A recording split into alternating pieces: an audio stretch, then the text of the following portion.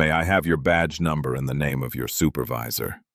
The words were calm, measured, the kind of tone that belonged in a federal courtroom, not in the middle of an airport security line at 7:30 in the morning.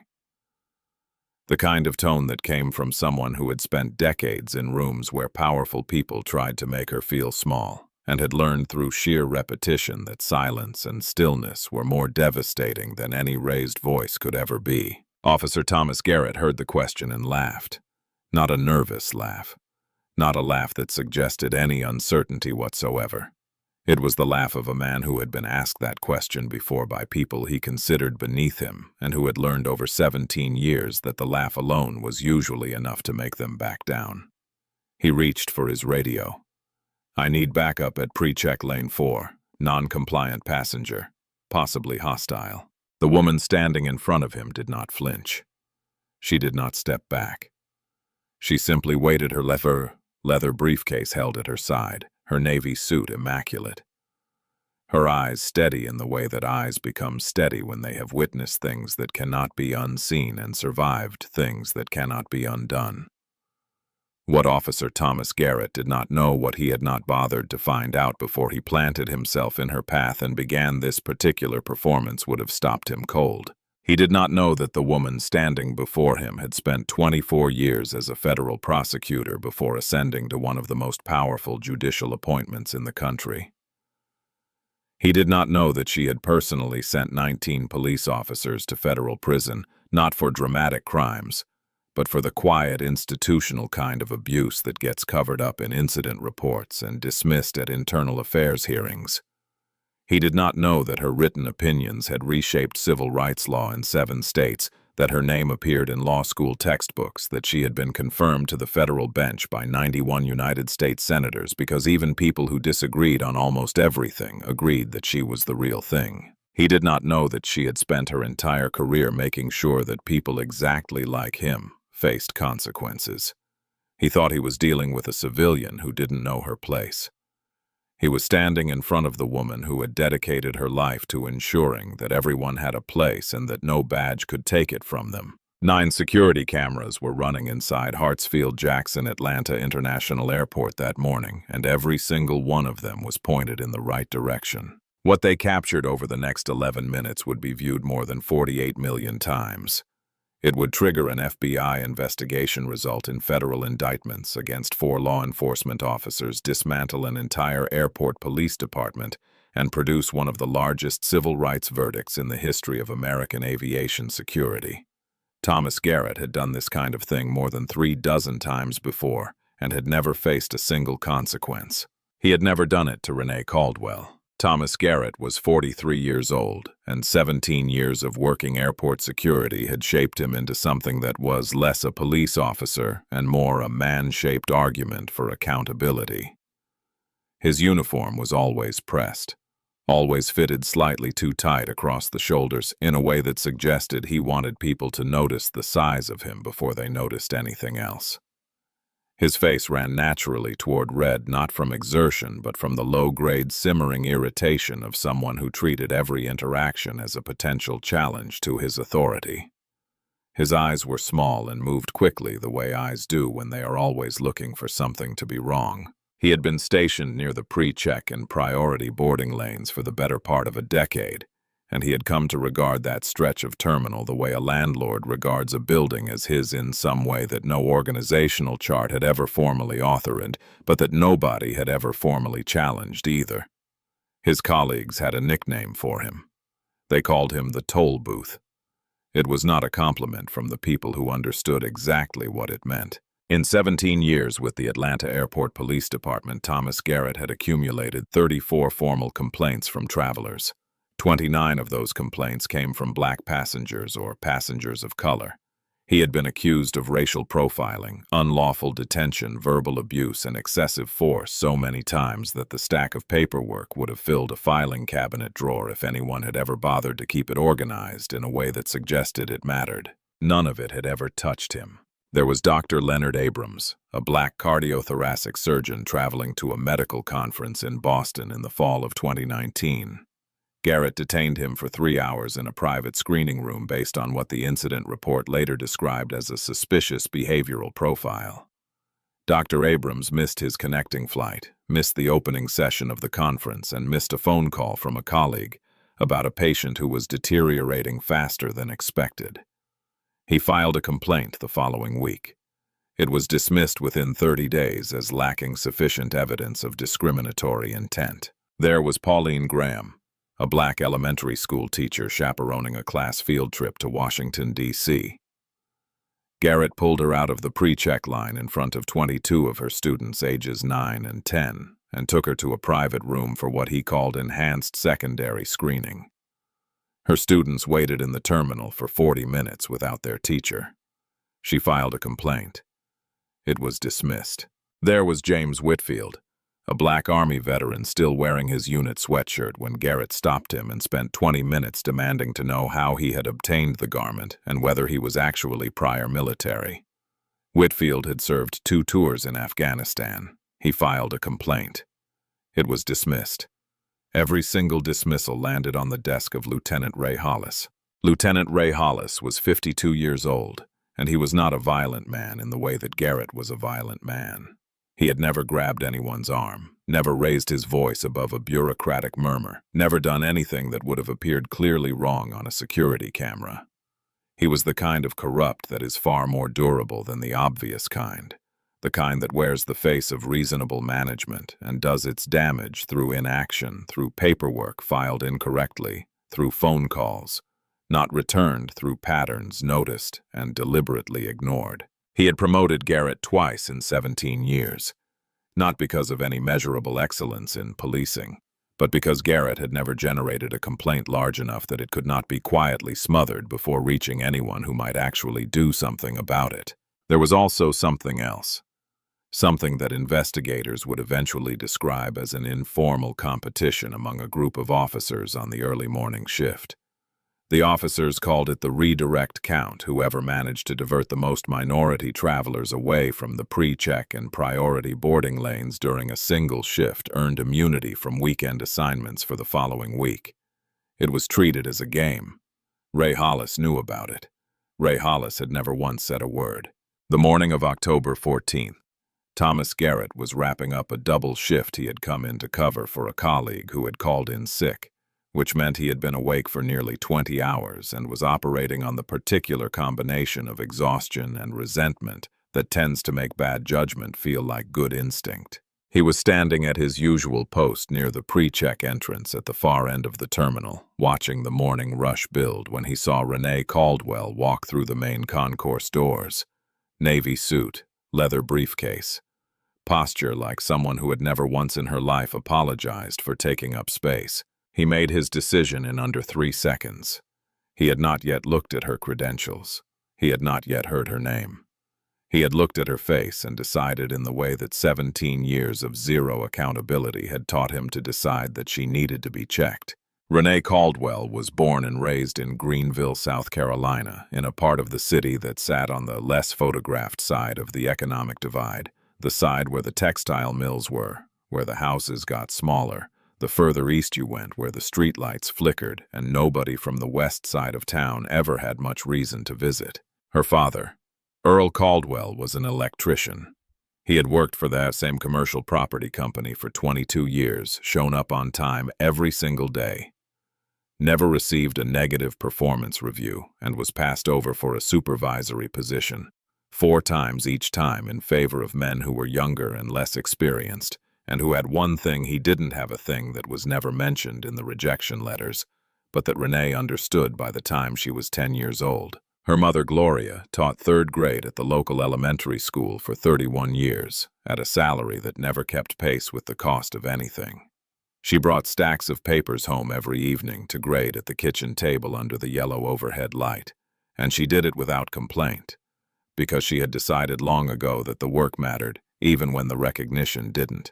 What Gloria told Renee not once, but as a kind of steady drumbeat throughout her childhood, repeated in the car on the way to school, and at the dinner table and in the doorway, when Renee was leaving for somewhere, was this: the one thing no one can ever take from you is what you know.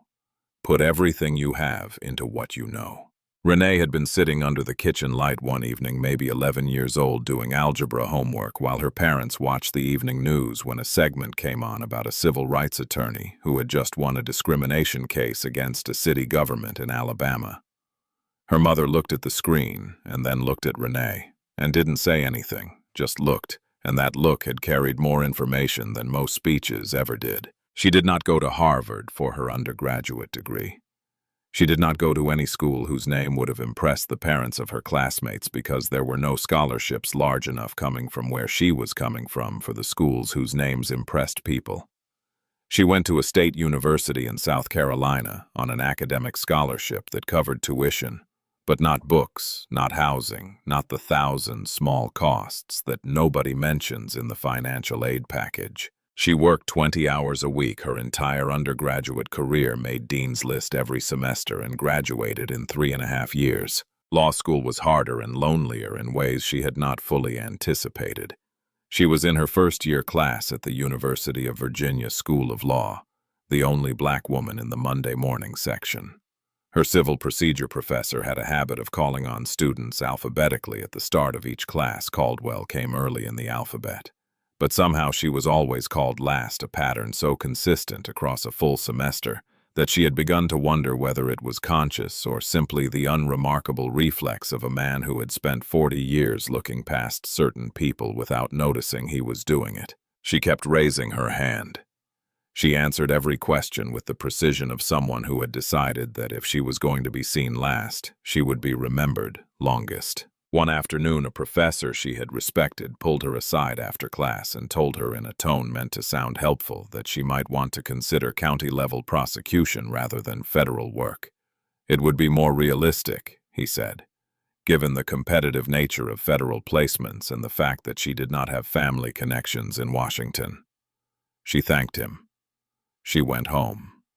She applied for a federal internship at the U.S. Attorney's Office the following morning, and she got it. The first major case Renee Caldwell ever prosecuted on her own was not the kind of case that made the front page of national newspapers, but it was the kind that changed something permanent in a community that had been told for a long time that certain things could not be changed. A police officer in a small Georgia county had beaten a 23-year-old black man named Calvin Price during a traffic stop, and Calvin Price had died in a hospital 2 days later from injuries the county coroner had initially classified as resulting from a pre-existing condition. The local DA had declined to prosecute. The state AG had declined to get involved. Calvin Price's mother had driven 4 hours to Atlanta to sit in a federal building waiting room until someone agreed to talk to her. Renee took the case. She worked it for 14 months. She stood in front of a federal jury for 3 weeks, 8 hours a day, and she put a photograph of Calvin Price on the corner of her table every morning before the jury came in. Not as a legal strategy, but as a reminder to herself of who she was there for when the work became exhausting. The officer was convicted and sentenced to 11 years in federal prison. It was the first time in the history of that county that a law enforcement officer had been convicted for the death of a black civilian. Afterward, Calvin's mother found Renee in the corridor outside the courtroom and held her hands for a long moment without saying anything. Then she said, "You didn't promise me you'd win. You just promised you wouldn't stop. That's all I needed." Renee had kept that sentence on a piece of paper on her desk for the next 24 years. The email from the office of the president arrived on a Tuesday evening in March while Renee was eating leftover pasta at her kitchen table and reading through a stack of case briefs. She saw the subject line, set down her fork, and read it once. Then again. Then a third time, not because she didn't understand it, but because she was allowing herself to feel the full weight of it before she let it become ordinary. She sat there for a while in the quiet of her kitchen alone, which was the way she had spent a great many of the important moments of her adult life, not out of loneliness, but out of the habit of stillness that her mother had modeled and that the law had reinforced. Then she picked up her phone and called Gloria. Her mother answered on the second ring the way she always did, as if she had been expecting the call. "Mama," Renee said, "I need you to hear something." There was a pause. The particular pause of a woman in her late 70s who had been waiting a very long time for a specific kind of news and was taking a moment to receive it properly. "Your daddy knew," Gloria said finally. Her voice was very quiet. "He always said it. He knew from when you were little." Earl Caldwell had been gone for 3 years. Renee sat in her kitchen for a long time after they hung up, not moving, just letting the silence hold everything it needed to hold. The morning of October 14th, Renee Caldwell was up at 5:15, which was normal, because she had not needed an alarm clock in 15 years. She made black coffee on the stovetop the way her mother had always made it, and she drank it at the kitchen table while reviewing a brief for the Supreme Court hearing she was traveling to Washington to attend a case involving voting access in 3 southern states, a case that had been delayed twice already and could not afford another delay. She packed her briefcase the night before, the way she always did before an important day. Documents organized by argument, judicial credentials in the front pocket and in the small interior zip compartment. A photograph of her father, taken at her law school graduation. He was wearing his Sunday suit and the expression of a man who had been waiting for this specific moment his entire life. She put on the navy suit. She wore the navy suit for the days that mattered. She called a car at 6:45 and arrived at the airport at 7:20. She had made this exact trip, same flight, same terminal, same pre-check lane 14 times in the past 18 months. She had never once been stopped. She did not bring a security detail. It was a domestic flight. It was a Tuesday morning. She was a federal judge in her own country. She did not yet know that this would be the morning everything she had built over a lifetime would be the only thing standing between her and someone who believed his badge was a permission slip. Hartsfield Jackson. Atlanta International Airport at 20 minutes past 7 on a Tuesday morning, in October, is one of the most ordinary places in America, which is partly what makes it so important as a setting for what happened next. It is a place of coffee and paper cups and rolling suitcases and children being carried by parents who haven't slept and business people walking with the accelerated, slightly anxious stride of people who are already running 3 minutes behind. It is a place of announcements overhead and the smell of Dunkin' Donuts and the low, steady roar of a building that is always at every hour moving. The pre-check security lane is shorter and faster than the regular line. It is by design. The lane for people who have already been vetted by the federal government, people who have submitted to background checks and fingerprinting and determined to pose a low enough security risk that they don't need to remove their shoes or unfold their laptops. 9 security cameras covered the area around pre-check lane 4 that morning. Every single one of them was recording when Thomas Garrett began walking toward Renee Caldwell. She came through the main concourse doors at 7:38, moving at the efficient, unhurried pace of someone who had been doing this long enough to know exactly how much time she had and exactly how to use it. Navy suit, leather briefcase, sensible heels, the kind of posture that doesn't announce itself, but that you notice anyway, the posture of a person who occupies space as a matter of settled fact, rather than something that requires ongoing negotiation with the world around her. Thomas Garrett saw her from approximately 15 feet away. He did not look at her boarding pass. He did not look at the pre-check indicator on her ticket. He did not look at any of the several visible signs that she was a verified traveler moving through the correct lane at the correct time in the correct manner. He looked at her face, and in the time it takes most people to finish a sentence, he had made a complete and unalterable decision about who she was and what she was doing there. Security camera. Number 3, positioned above the pre-check entrance and angled slightly downward, captured the moment he stopped his conversation mid-sentence and began moving toward her. 2 white travelers behind her in the same lane were waved through without a glance. Standing a few feet to Garrett's left was Danny Mercer, 26 years old, 8 months into his first year on the force. He watched Garrett begin moving and felt the specific cold discomfort of a person who recognizes that something is about to go wrong but does not yet have the language or the courage to say so. Garrett stepped directly into her path, the way a person steps in front of someone when they want to make clear that stopping is not optional. His posture was wide-legged and settled, the posture of someone who had done this often enough that it had become physical vocabulary, a way of saying with his body that the next few minutes would be organized around his preferences. "Ma'am," he said, and the word landed without warmth or courtesy, laid flat like a hand on a table. "This lane is for verified travelers only. Regular screening is over there." He gestured toward the longer line without looking at it, his eyes staying on her face. Renee Caldwell stopped. She had been stopped like this before, not in this airport, not by this particular officer, but by the logic behind this particular move, which was a logic she understood in her bones. She reached into her briefcase and produced her credentials without haste, holding them out with the practiced steadiness of someone who had spent 24 years presenting evidence and knew that the key to the moment was not urgency. Camera number 3 recorded the full sequence credentials extended.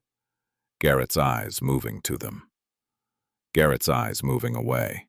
He did not take them. He did not scan them. He did not examine the federal seal, or the photograph, or the words printed in bold across the laminated surface. He looked at what she was holding long enough to see it, and then he looked back at her face and shook his head. "You're going to need additional screening," he said.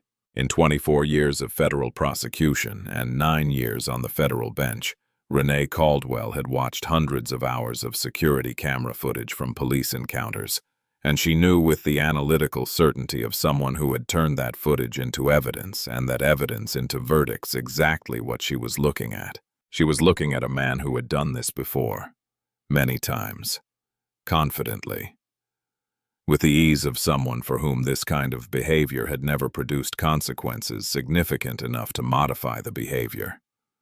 She glanced up the way people do when they are thinking about something else and counted 4 cameras in her immediate line of sight. There were almost certainly more that she couldn't see from where she was standing. She made a decision that she would not fully describe in public until she was on the witness stand. 7 months later, she would not escalate. She would not explain herself beyond what was required, and she would give him as much time and as much rope as the cameras needed to capture everything he was willing to do. She had spent 2 decades arguing in courtrooms that the gap between what officers wrote in their reports and what cameras actually showed was the core problem in police accountability.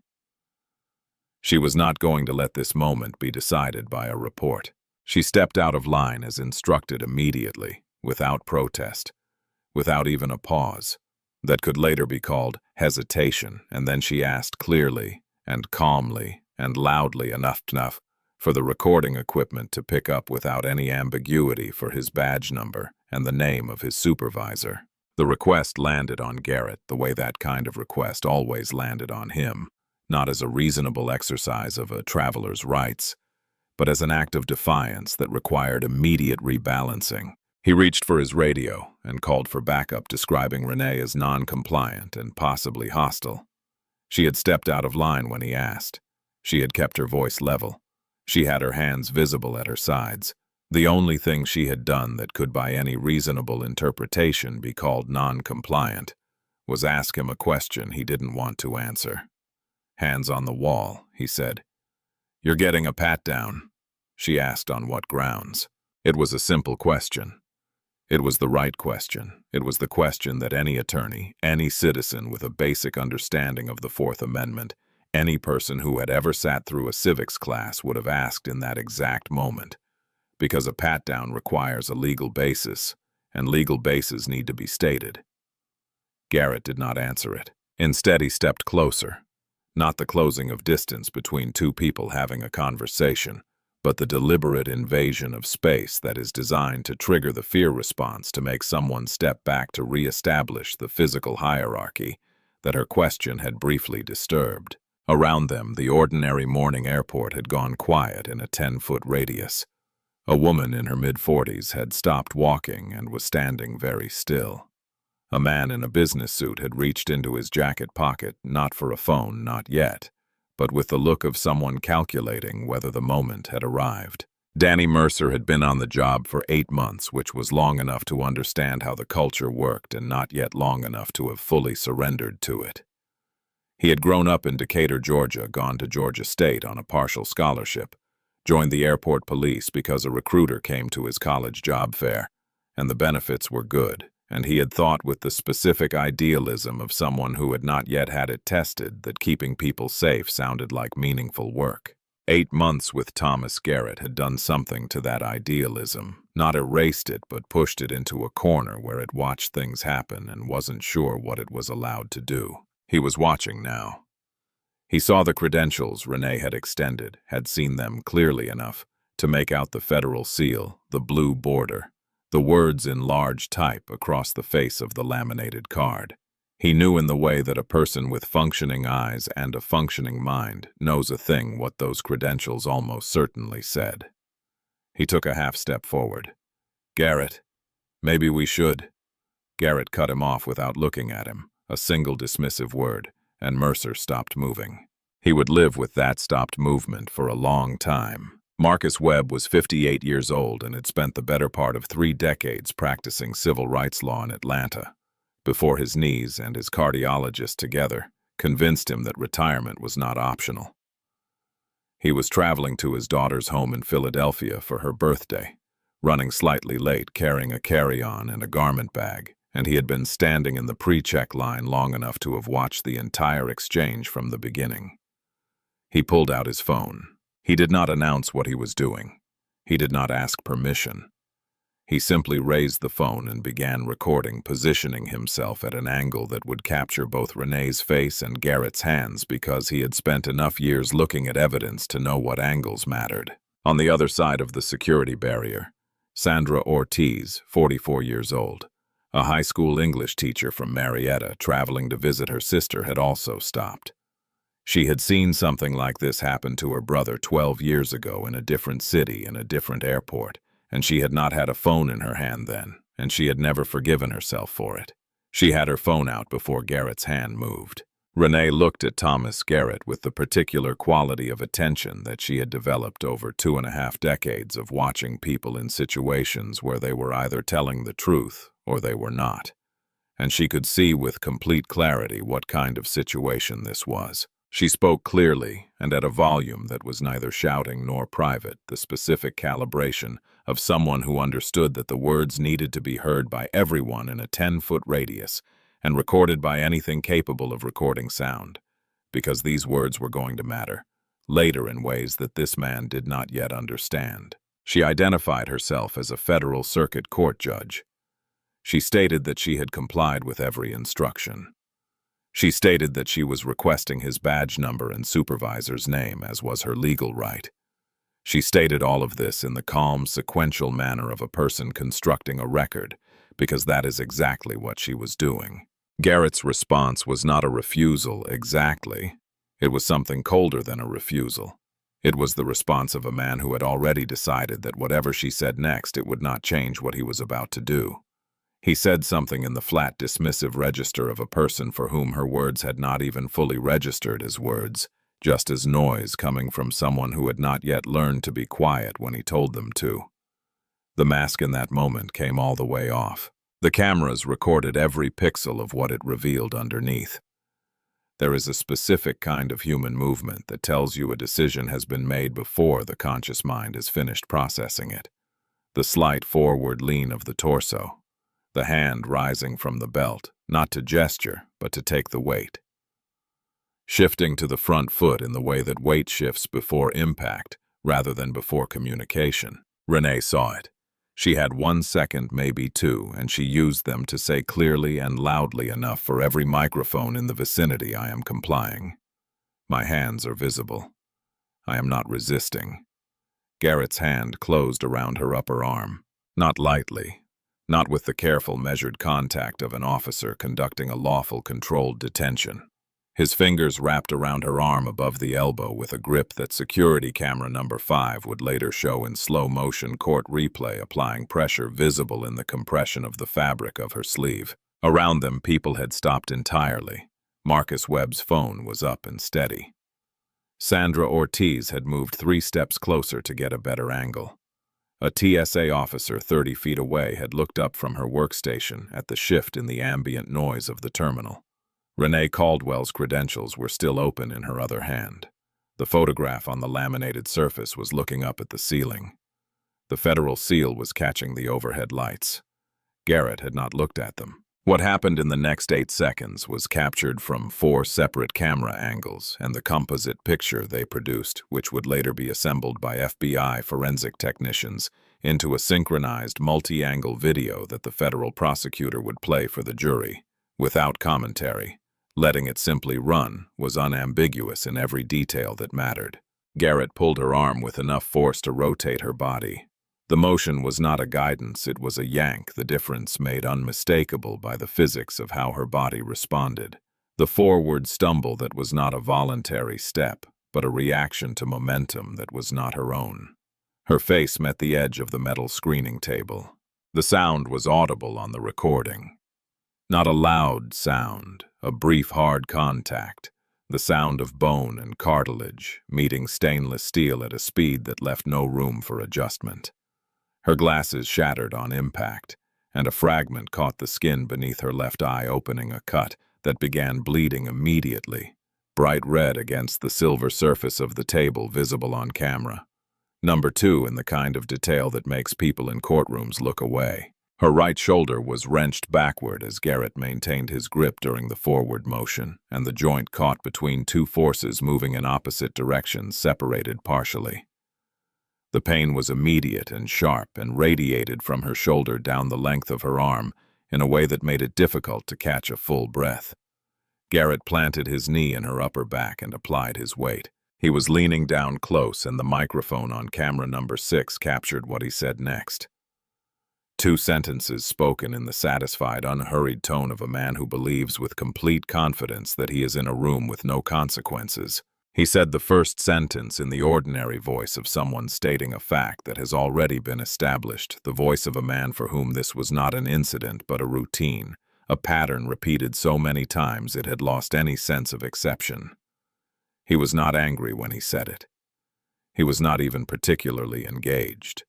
That was in certain ways the most damning thing about the recording. Not that he said it in heat or under stress, but that he said it the way a person says something they have said so often it no longer requires emotional investment.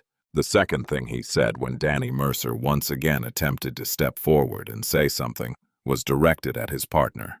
Not angry, not urgent, just dismissive, in the settled way of someone who had long ago decided that the concerns of junior officers were simply not part of the information he needed to process.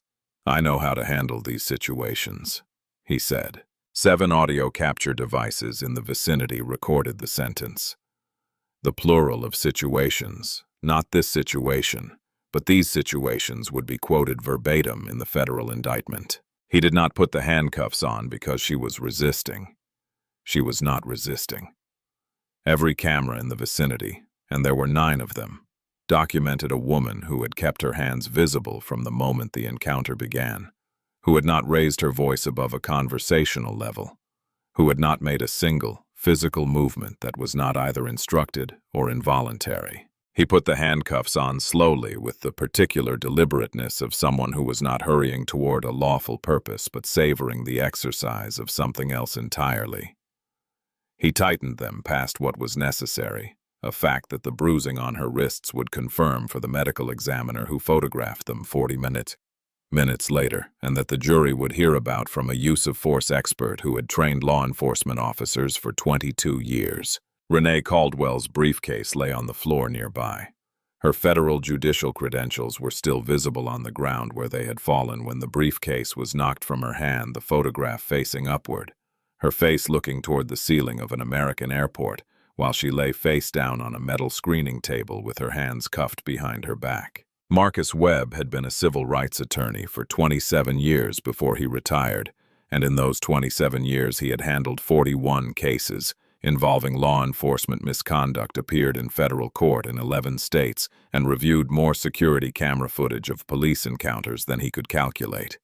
He knew what excessive force looked like from the outside. He also knew in the specific practical way that comes from having argued these cases for 3 decades what the difference was between an incident that became a case and an incident that got buried in an administrative process that produced nothing but a letter that said insufficient evidence to proceed. The difference almost always was documentation. He kept his phone up and steady, maintaining the angle, and he did not shout or rush forward in a way that might later be characterized as interference. Instead, he spoke loudly and with the carrying projection of someone who had spent a career making sure courtrooms full of people could hear him, identifying himself by name and profession, describing what he was observing in real time as though he were narrating evidence for a record that would be reviewed later, because he knew with complete certainty that it would be. He also dialed 911. He described what was happening in the specific, legally precise language of someone who understood that the words used in the initial report would shape every subsequent conversation about the event. An airport police officer is applying physical force to a restrained, compliant individual who is not resisting and has identified herself as a federal judge. The individual has visible injuries and is requesting medical attention. I am at Hartsfield-Jackson Atlanta International Airport pre-check lane 4, and I'm recording. Sandra Ortiz moved closer rather than further away, which was not the instinctive response for most people in the vicinity of that kind of scene, but which was the response of a woman who had spent 12 years regretting not having her phone out when her brother was stopped and questioned for 45 minutes in an airport in Cincinnati for no reason she or he could ever determine. She had not been able to do anything for her brother. She could do something now.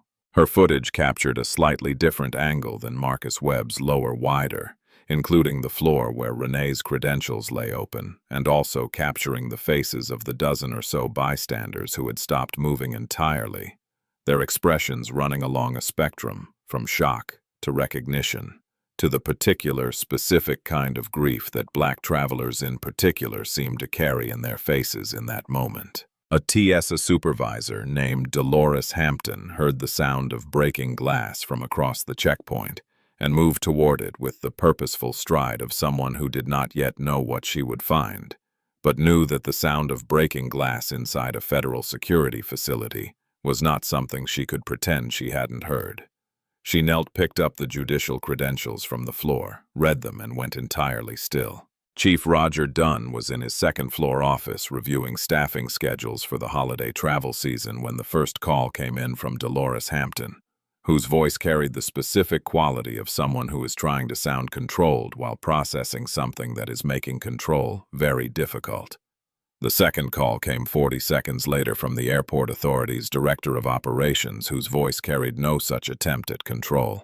The third call, 90 seconds after the second, came from a city council member who said without preamble, "Roger, there is a video already circulating on Twitter of something that appears to have happened in your terminal in the last 10 minutes, and you need to be in front of it in the next 5 minutes, or there is going to be no version of this you can manage." Dunn was already out of his chair before the call ended.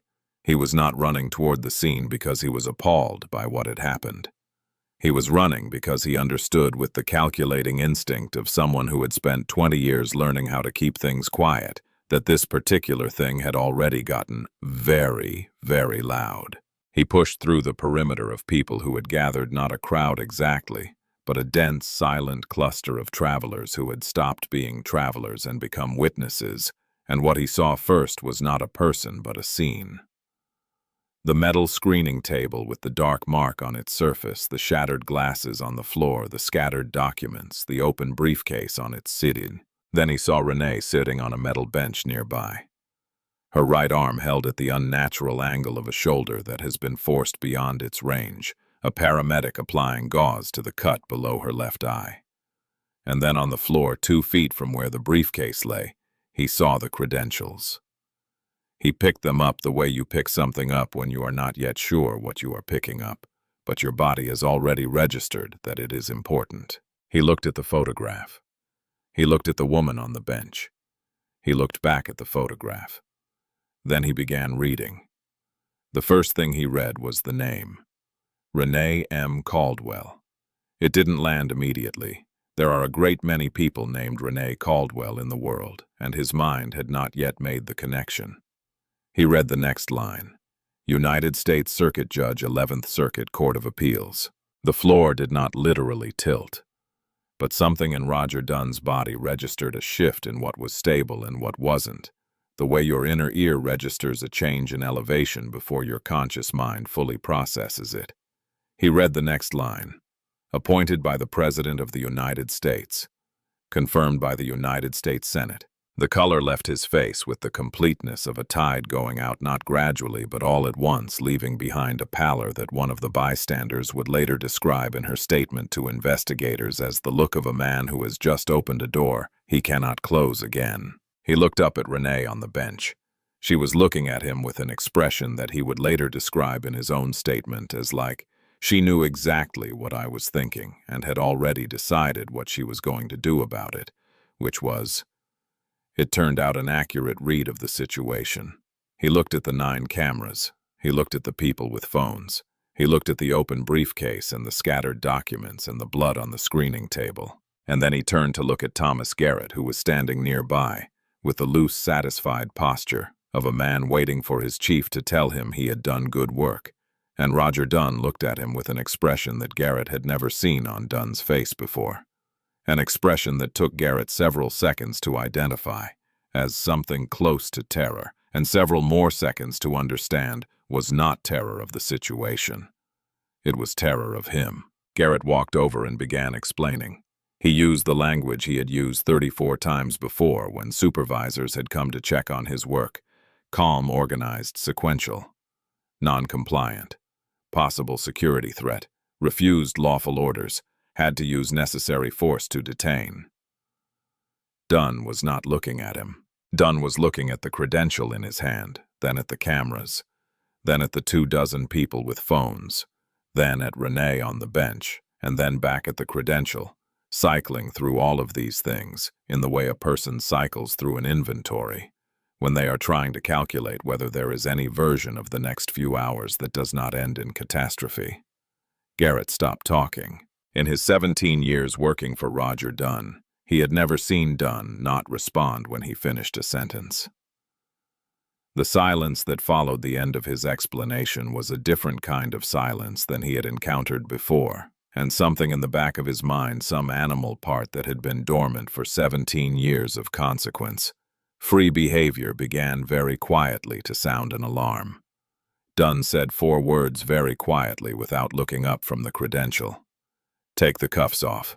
When the handcuffs came off, Renee Caldwell stood up from the metal bench slowly and with complete intention. Not quickly, not urgently, not in the way of someone who is relieved, but in the way of someone who has been waiting for this exact moment and is choosing to inhabit it with every ounce of the composure she had spent 56 years building.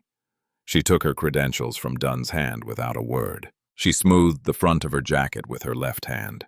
The right arm still hanging wrong, the shoulder still hot with pain, and the gesture was small. But it said everything it needed to say. I am still here. I am still who I am. Nothing that just happened has changed a single fundamental thing about me. Dunn opened his mouth to say something that began with, "Your Honor, let's get you somewhere private." She looked at him. "Chief," she said, and her voice was level and clear and carried across the quiet of the terminal in a way that everyone within 30 feet could hear perfectly. "I have spent 24 years prosecuting cover-ups, and I know exactly what the sentence you just started means. I want to remind you that you are on 9 different cameras right now, and that whatever you say next will be part of the record." She looked at the credential in her hand and then back at him. "I'd like to speak with the FBI, please." The paramedics wanted to transport her to Grady Memorial Hospital immediately. The shoulder needed to be properly reduced. The laceration beneath her eye needed suturing, and they were professionally extremely uncomfortable with the idea of a patient sitting on a metal bench in an airport concourse because she had decided that leaving was not yet appropriate. Renee understood their concern and declined to be moved. She allowed them to stabilize her shoulder in a temporary sling to close the wound with a series of butterfly closures that would hold until she could get the stitches she would eventually need, and to take her vital signs, which were by all measurable indicators the vital signs of a person in considerably less distress than the situation they were in might have suggested. She made one phone call which she placed herself to her judicial assistant and which lasted less than a minute. "I am well. I am at the airport. Please notify the Chief Justice's office that the hearing will need to be rescheduled. The reason will be apparent within a few hours." She paused. "No, I am not in danger. I want to make that clear. I am fine." When Dunn attempted to suggest that the situation could be resolved internally, Marcus Webb, who had not moved from his position 15 feet away, phone still recording, said loudly enough for everyone to hear, "Chief, I want to note for the record that you just attempted to discourage a federal judge from contacting the FBI following an assault in your jurisdiction. I would strongly recommend against continuing that line of conversation." Dunn stopped talking. Two special agents from the Atlanta field office arrived at 23 minutes past 8. They did not arrive with visible drama. No tactical gear, no sirens in the final approach. Just two people in dark suits moving through the terminal at a pace that communicated seriousness without spectacle credentials, out and visible before they had fully cleared the security perimeter. They spoke with Renee first, briefly, and then they issued a subpoena for the full security camera archive for pre-check lane 4 and the surrounding area effective from 6:30 that morning through the present moment. They did this as a matter of standard procedure, and they did it before speaking to Dunn or Hollis or Garrett, which communicated to everyone present a very clear set of priorities. Garrett's incident report had been filed at 10:52 that morning, 40 minutes before the FBI arrived. It stated that the subject had approached the pre-check lane without proper verification, had been non-compliant with lawful instructions, had become verbally combative, had refused to produce identification when requested, and had physically resisted during the attempt to detain her. The FBI agents received a copy of this report. They also received the subpoenaed camera footage. The two items were then placed side by side, and the comparison began. The forensic video review that the FBI technical unit conducted in the weeks following the incident produced a document that was in its way one of the more devastating pieces of evidence in the entire case, not because it contained anything surprising to anyone who had simply watched the footage, but because of the meticulous point-by-point manner in which it walked through each claim in Garrett's incident report and demonstrated with specific time codes and camera references precisely where each claim departed from what actually happened. Subject approached pre-check lane without proper verification. Camera, 3 times. Stamp, 7/38/14. Subject extends federal credentials to Officer Garrett. Garrett looks at credentials for 1.3 seconds. Garrett does not scan barcode. Garrett does not examine seal. Garrett redirects subject to secondary screening. Time elapsed between credentials presentation and dismissal, 1.3 seconds. Subject refused to produce identification when requested. Camera, 1 timestamp, 7:39:02. Subject is holding open credentials in her left hand at the time this alleged refusal is documented. Subject physically resisted during detention. Cameras 2, 4, and 5. Simultaneous view. Subject's hands remain visible and still from the moment of initial contact through the application of handcuffs. Zero movement, consistent with resistance. The report was wrong on every checkable point. And then there was the body camera footage. Thomas Garrett had submitted a written notation with his incident report, indicating that his body-worn camera had experienced a technical malfunction and had not recorded any footage of the encounter. This was by that point a sufficiently common occurrence in police misconduct cases that the FBI technicians had a protocol specifically designed to address it. Retrieve the device, access the manufacturer's cloud backup server, and recover whatever had been uploaded before the claimed malfunction. The footage was there. All of it. Including the 2 minutes before Garrett had ever approached Renee Caldwell. It showed him standing near the pre-check entrance watching the incoming crowd turning to say something to Danny Mercer. The audio was clear. The sentence was 5 words. "Watch me handle this one." His voice when he said it was not angry. It was not tense with professional alertness or heightened by any reasonable suspicion of a security threat. It was relaxed, almost cheerful. The voice of a man who had just decided to do something he found on some level enjoyable. That 5-word sentence would be played in a federal courtroom on a screen 12 feet wide 7 months later, in front of a jury of 12 people who would hear it once and never forget it.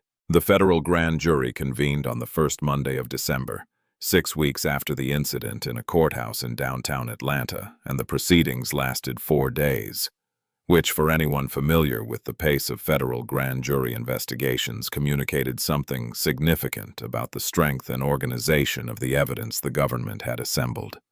The indictments came down on a Thursday morning and covered 4 individuals. Thomas Garrett was charged with assault under color of law pursuant to federal civil rights statute conspiracy to deprive a person of civil rights making false statements in a federal report and obstruction of justice. The potential combined sentence, if convicted on all counts, exceeded 25 years. Ray Hollis was indicted as a co-conspirator charged with conspiracy obstruction and failure to prevent a federal crime he had been positioned to prevent and had chosen on 34 documented prior occasions to allow instead. Roger Dunn was indicted separately for obstruction of justice and attempted witness intimidation based on his actions at the scene and on a recorded conversation between himself and a departmental attorney in which he discussed methods of managing the narrative before the FBI arrived. Danny Mercer was granted immunity in exchange for full cooperation and complete testimony. The Thomas Garrett, who appeared for trial in the federal courthouse in Atlanta 7 months after the incident, was a different physical proposition than the Thomas Garrett who had stood at the pre-check entrance at Hartsfield-Jackson on a Tuesday morning in October, though the differences were subtle in a way that was in itself telling. He was wearing a suit that fit the way suits fit when they are purchased for a specific occasion, rather than worn regularly. Slightly off in the shoulders, slightly long in the sleeves, the suit of a man whose professional life had not until recently required him to own one. He was thinner than he had been in the drawn-down, depleted way of a person who has spent 7 months sleeping badly. His posture, which had been one of the most immediately notable things about him on the security footage, that wide-legged, settled proprietary stance, was gone entirely, replaced by the careful, compressed stillness of someone who is aware of being watched and is trying to manage what being watched reveals about them. He still believed at the start of the trial that he would be acquitted. His attorney had told him that police use of force cases were difficult to prosecute, that juries were traditionally sympathetic to officers, that the government had a high bar to clear. He had held on to these things the way a person holds onto a railing on a ship that is going down. The prosecutor, a federal attorney named Constance Reeves, who had tried civil rights cases for 19 years and had the particular economy of manner that comes from knowing that good evidence does not need to be oversold, played the footage on the first day of the trial without extensive preamble. She played it from camera 5 first, the angle that showed Renee's hands clearly visible and still for the entire duration of the encounter. Then she played it from camera 2, which showed the moment of contact with the table and its immediate aftermath. Then she played the body camera footage from the beginning, including the part that Garrett had claimed didn't exist. "Watch me handle this one." She let the footage run in the room for a moment after it stopped. Then she said, "Ladies and gentlemen, you have just watched Officer Garrett describe what he was about to do as something he knew how to handle. He then went and did it. The question the government asks you to answer is not complicated. Is what you just watched consistent with the incident report that Officer Garrett filed? And is what you just watched consistent with the lawful exercise of police authority?" She sat down. The jury had been watching the screen. Several of them were still looking at it when she sat down, even though it had gone dark. She testified for 3 hours on the second day of the trial, walking through the sequence of events with the methodical precision of someone who had spent a professional lifetime presenting evidence, and the jury listened with the specific quality of attention that people pay to someone who is clearly telling the truth and knows exactly how to make the truth legible. At the end of her direct examination, the prosecutor asked her one final question. "Judge Caldwell, can you tell this jury what was going through your mind during those 11 minutes? Renee was quiet for a moment. Then she said, "I was thinking about the 847 people who had filed complaints before me in cases that went nowhere, against officers like this one, and I was thinking that they had gone through something worse than what I was going through, because they didn't have a 24-year record of federal prosecution standing behind them. And I thought this time the record is going to matter. The courtroom was silent for a long time after she finished speaking. The jury deliberated for 7 hours across 2 days, not because the evidence was ambiguous, but because they were thorough, because several of them wanted to be certain they had looked at everything before they decided, because the gravity of what they were deciding deserved the time. The verdict on all counts was unanimous. Guilty.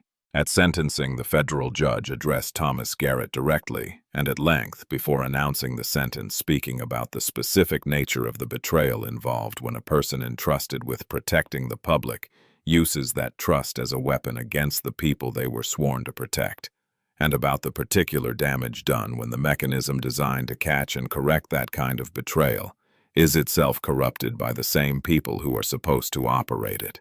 Thomas Garrett received 9 years in federal prison, permanent lifetime ban from any law enforcement capacity, full forfeiture of pension and benefits. Ray Hollis received 3 years. Roger Dunn received 2 years and forfeiture of pension. As the marshals moved to take Garrett from the courtroom, he turned and looked back once, the specific, involuntary look of a person searching for something they aren't going to find. Renee Caldwell did not look away. She held his gaze with the same steadiness she had maintained through the entire 11 minutes at the airport. Not angry, not triumphant, not performing anything for anyone in the room. Just present, just clear, just the same woman she had been at the pre-check lane and at the prosecutor's table for 24 years before that, and at her kitchen table in Greenville as a child. She had promised herself a long time ago that she would never let the people who tried to diminish her have the satisfaction of her looking away. She didn't look away. 3 months after the criminal convictions, the city of Atlanta made an offer. It was a substantial number, $7 million, and it came attached to a non-disclosure agreement that would have prevented Renee from discussing the specifics of what had happened. The settlement terms, or the departmental failures that had allowed Garrett to operate unchecked for 17 years. She declined. Not the money, the silence.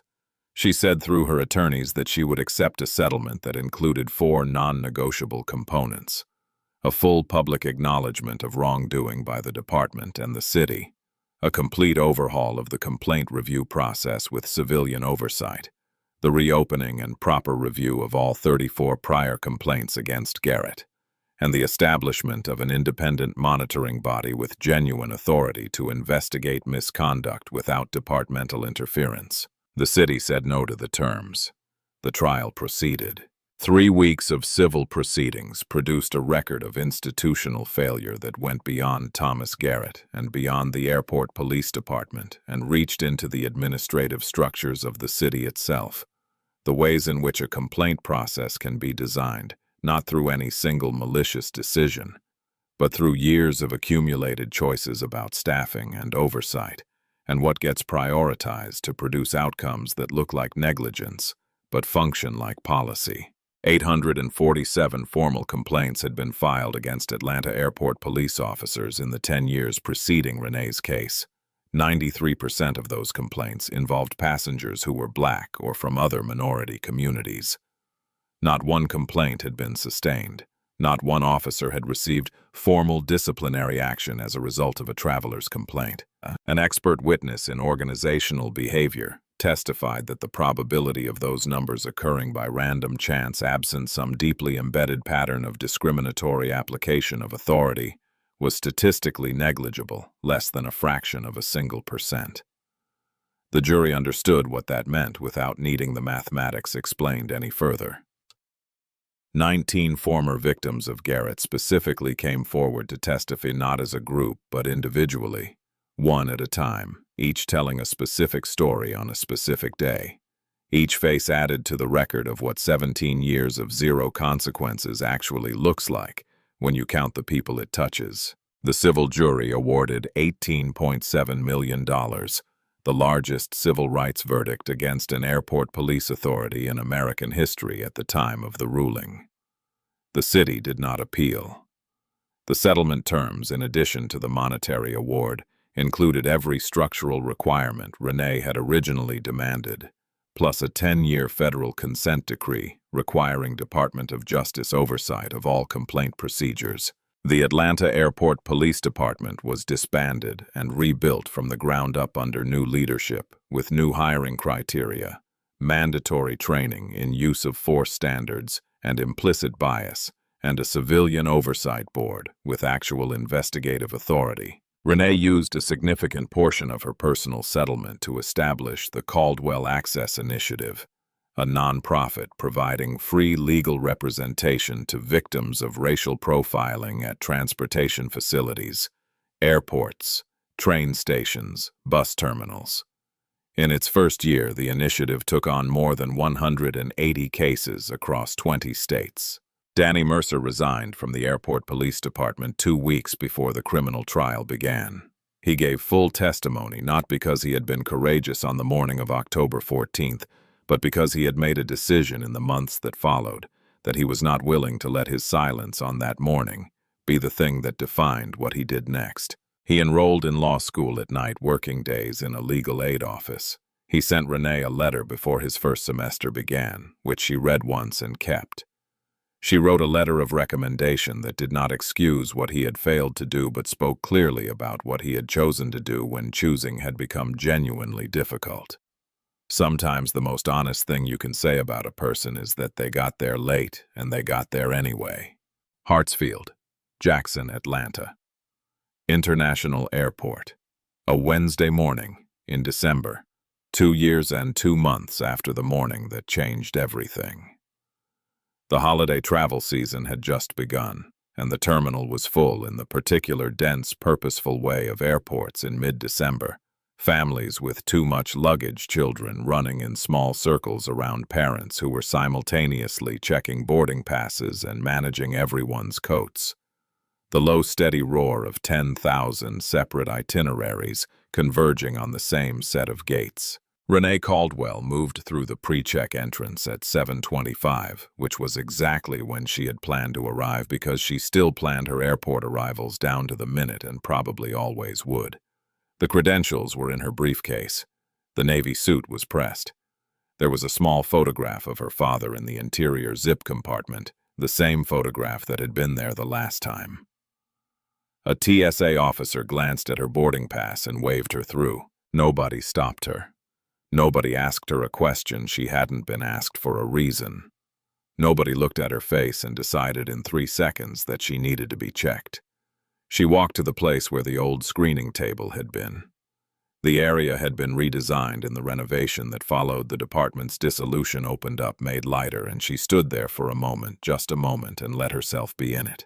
She thought about her father in his Sunday suit at her graduation, his expression saying everything without saying anything. She thought about Calvin Price's mother in the corridor outside a Georgia courtroom holding her hands. She thought about a woman she had never met and would never meet who was walking through pre-check lane 4 right now with her shoes still on without being stopped, and who would get on her flight and arrive at wherever she was going, and would never know that the ease of that passage had cost something significant to make possible. A woman moved through the lane beside her. Black, probably in her early 40s, rolling carry-on earbuds in, moving at the efficient pace of a regular traveler who had learned the choreography and was simply executing it. She passed through the scanner, collected her bag on the other side, put her laptop back in her case without looking up. She didn't look around to see if anyone was watching her. She didn't check the way Renee had always checked, and the way so many people still checked that quick peripheral scan to see whether the posture of the officers nearby suggested they had noticed you in the wrong way. She just walked. Renee watched her go, and something in her chest that had been carrying a specific kind of weight for 2 years released a small but measurable amount of it. It was not the $18.7 million that mattered. It was not the 9 years Thomas Garrett would spend in a federal facility. It was not the disbanded department or the consent decree or even the Caldwell Access Initiative and its 180 cases across 20 states, though all of those things mattered enormously and were worth every hour of every year it had taken to make them real. It was a woman in her 40s moving through an airport on a Wednesday morning in December, not looking over her shoulder. One airport, one lane. One morning where that one thing was true. Renee Caldwell picked up her briefcase and walked toward her gate. There are moments in life when a system, any system, a company, a department, an institution, a room, looks directly at you and decides that you don't exist in the way you know you exist. And those moments are designed, whether consciously or not, to make you accept that verdict, to make you small enough to fit inside someone else's idea of what you should be. What happened in that Atlanta airport 2 years ago was one of those moments. And what Renee Caldwell had spent her entire career understanding from her father's kitchen table in Greenville to the federal bench was that the verdict only stands if nobody challenges it. Sometimes the person who challenges it is a federal judge. Sometimes it's a retired attorney with his phone out standing 15 feet away. Sometimes it's a high school teacher who remembered that she didn't have her phone out once before and decided she would never make that mistake again. All three of them were necessary. All three of them mattered equally. If this story stayed with you, if you saw something in it that felt true about the world, you know we'd ask you to share it with someone who needs to hear it and to subscribe to our channel so you don't miss what comes next. The stories that matter are the ones that remind us what accountability actually looks like when it finally arrives.